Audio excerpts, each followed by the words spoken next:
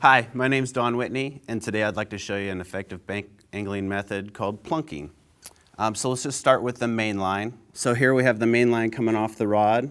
We start with the slider, which your weight attaches to. Then we have a bead, and then finally the chain swivel.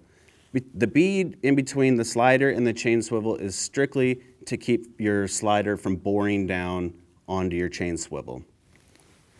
Another important part on the slider is this dropper weight, which is what we're going to use for the weight. Now for the pound test should be about 10 pounds less than your main line on the dropper weight, simply for the fact that if you get snagged up, you can break your weight off and you're not going to have to re-rig your whole gear. Just replace your weight with the dropper. So this is a larger version of what we'll be doing today, but this is what I use for salmon.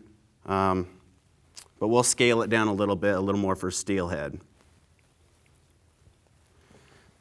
So what I like to do is I like to start with about 3 to 4 feet of leader. Then the first thing that goes on is the bead. And then a corky. Now, depending on how much weight your bait is, so say you have a big gob of eggs or you're using a whole shrimp, go ahead and add some more corkies for buoyancy. The purpose of the corkies, that's strictly what it's for, is for buoyancy and to get a little distance between your spin-n-glo and your hook.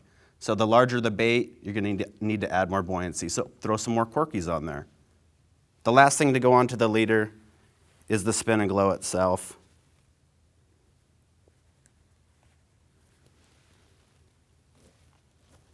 So when it's all together, this is what you have.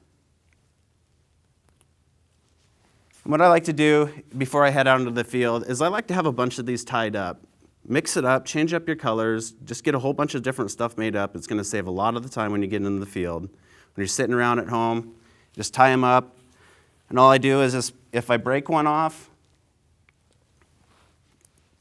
I just pull them off of here and just simply wrap these at home, get them done before. Like I said, it's going to save you a lot of time.